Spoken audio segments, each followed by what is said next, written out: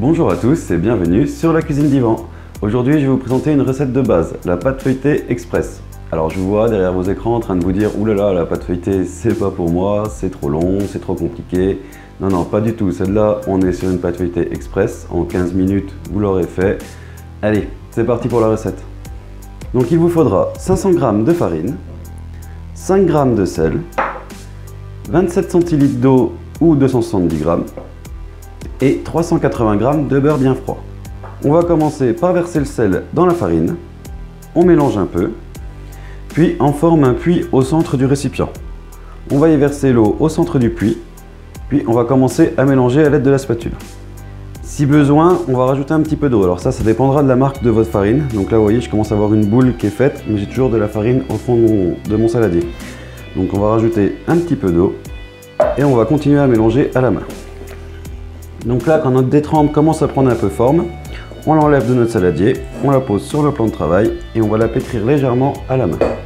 Donc pour la pétrir, vous l'appuyez avec la paume de votre main, vous rabattez la pâte et vous continuez comme ça, tout en la tournant en même temps pour bien pétrir l'ensemble de la pâte. Donc on arrête de pétrir notre détrempe quand elle commence à former une boule. Il ne faut pas trop la pétrir, comme vous pouvez voir, c'est pas une pâte qui est bien lisse, donc c'est le résultat qu'on souhaite, hein. C'est normal. Donc formez une belle boule et vous pouvez la réserver au frais le temps qu'on prépare le beurre.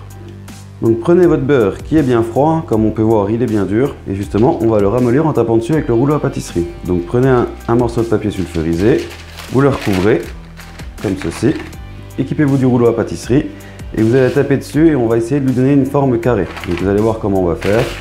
On commence à taper dessus.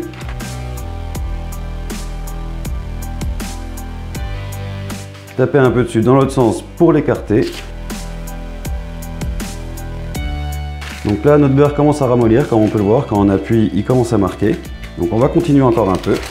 Et pour lui donner sa forme carrée, n'hésitez pas, une fois que vous l'avez recouvert de papier sulfurisé, à repousser les bords, comme ceci, pour lui donner sa forme bien carrée. Donc le carré environ 10 par 10. Donc voici notre beurre qui est prêt. Donc comme on voit, quand j'appuie dessus, il marque bien. Donc c'est qu'il a bien ramolli, mais il est frais, hein. C'est ça le but, c'est que notre beurre soit bien frais, mais un peu mou. Il faudrait qu'il soit à peu près de la même consistance que notre détrempe. Donc forcément, la détrempe va être un petit peu plus molle que notre beurre. Mais il ne faut pas non plus que notre beurre soit super dur et que notre détrempe soit super molle, autrement ça n'ira pas. Donc on va commencer par étaler notre détrempe en faisant une étoile. Donc on va créer 4 bourrelets de chaque côté de notre détrempe, comme ceci, tout en laissant le milieu bien gonflé. Donc farinez un petit peu votre plan de travail, et là on va commencer à créer des boules sur les 4 coins de notre détrempe. Donc on la prend comme ça, et on lui crée des formes, des sortes d'oreilles. Voilà, comme ceci, pour créer une forme de croix. Et donc après, on va abaisser les oreilles qu'on a créées à l'aide du rouleau à pâtisserie.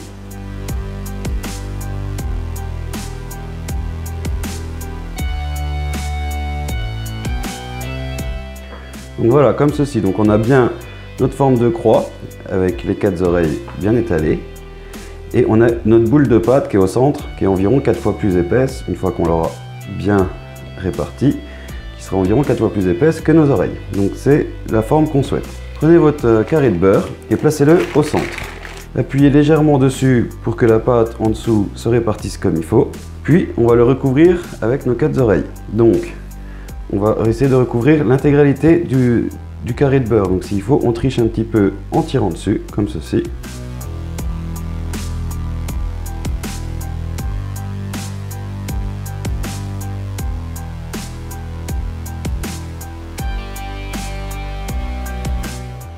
Voilà à quoi doit ressembler notre préparation une fois qu'on a recouvert le morceau de beurre. Donc appuyez légèrement dessus pour souder les pâtes et on va commencer à faire nos tours. Donc équipez-vous du rouleau, mettez votre rouleau au centre de la pâte et étalez-la de chaque côté pour former un beau rectangle.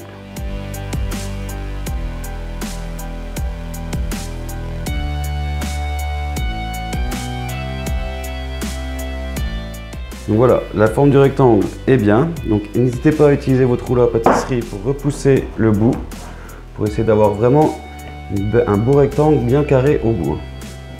Bon, s'il n'est pas tout à fait bien carré comme ici, vous verrez, c'est pas très grave, on pourra tricher un petit peu aussi. Et donc là, on va la replier en 3 fois. Donc on prend le bout du dessus, on le ramène aux 2 tiers, comme ceci. Donc là, comme je vous disais, on peut tricher en écartant un petit peu la pâte. qu'elles viennent bien au bord de notre rectangle. Équipez-vous d'un pinceau pour enlever l'excédent de farine. Donc si au cas où vous n'avez pas de pinceau, vous frottez bien votre main dessus comme ça aussi et ça y va. Puis on prend le bas de notre pâte qu'on va ramener sur le dessus.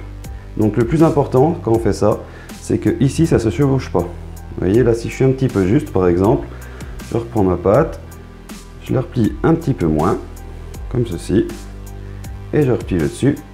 Voilà. Donc là, vous tirez un petit peu sur les angles aussi pour bien former un rectangle. Et vous allez faire un quart de tour. Donc là, c'est là le plus important, c'est que vous allez faire toujours le quart de tour dans le même sens, entre chaque tour. Donc par exemple, vous commencez dans le sens des aiguilles d'une montre et vous continuerez toujours comme ça. Donc, vous faites votre quart de tour. Vous pouvez refariner un petit peu le plan de travail si besoin.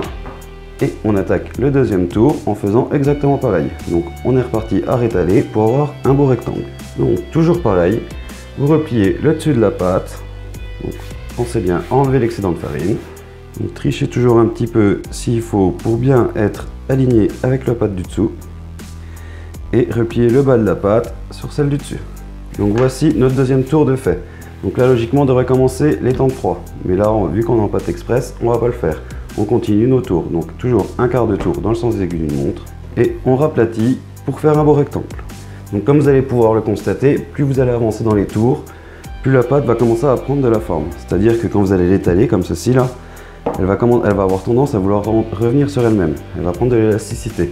Donc c'est tout à fait normal et ça veut dire même qu'on va avoir un beau feuilletage. Donc on continue, toujours pareil, on replie, on enlève l'excédent de farine et on replie le bas. Donc là, notre troisième tour est fait. Donc on continue, un quart de tour, toujours dans le sens des aiguilles d'une montre, bien important. Et on va attaquer le quatrième tour.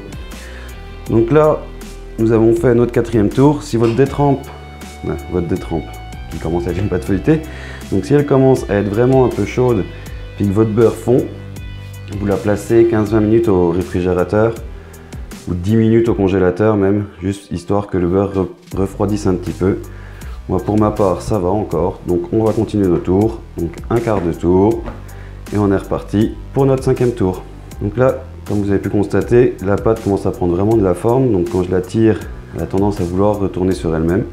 Donc ce que vous faites avant d'attaquer votre cinquième tour, ou avant si besoin, vous la mettez en place et vous tapez légèrement avec le rouleau à pâtisserie dessus pour recoller les couches entre elles.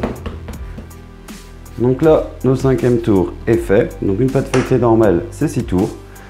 Vous pouvez vous arrêter à 5 si vous faites de la pâte feuilletée par exemple pour changer un peu puis faire une quiche par exemple ou voilà quelque chose qui n'a pas besoin d'un gros feuilletage. 5 tours c'est déjà très bien. Après si vous réalisez une pâte feuilletée pour faire plus par exemple je sais pas un millefeuille par exemple où là on a besoin d'un beau feuilletage, on va faire notre sixième tour et on s'arrêtera à 6. Donc voici notre pâte feuilletée terminée et filmée. Donc on va la placer 1 heure au réfrigérateur minimum avant son utilisation. Si elle y passe toute la nuit, il n'y a pas de souci, ça sera même encore mieux. Donc après, vous allez détailler votre pâte feuilletée en lamelles, comme ceci. Donc là, pour environ 3 pâtes feuilletées, voire 4, tout dépendra la taille de la pâte feuilletée que vous souhaitez. Et on l'étalera après par la suite pour l'utilisation, ce qu'on verra dans une prochaine vidéo. Donc si vous avez besoin que d'une seule pâte feuilletée, il n'y a pas de souci, la pâte feuilletée se congèle très bien. Donc ou vous la congelez en bloc comme ceci, ou vous l'étalez, vous la mettez entre deux feuilles de papier sulfurisé et vous la congelez prête à l'utilisation. J'espère que cette recette vous aura plu, si c'est le cas n'hésitez surtout pas à cliquer sur le pouce bleu en bas de la vidéo. J'utiliserai cette pâte feuilletée la semaine prochaine dans une autre vidéo, donc pour l'instant je ne vous dis rien. Si vous voulez en commentaire, vous pouvez faire des paris pour ce que ça pourra être, on verra bien. Je vous invite à partager cette vidéo sur tous les réseaux sociaux. Et si ce n'est pas encore le cas, à vous abonner en cliquant sur le logo qui vient d'apparaître juste ici, ce qui vous permettra d'être informé justement pour la vidéo de la semaine prochaine. Et vous pouvez aussi continuer à regarder mes vidéos en cliquant sur la vidéo qui apparaît juste là. Et je vous dis à très vite sur la cuisine d'Yvan. Bye bye!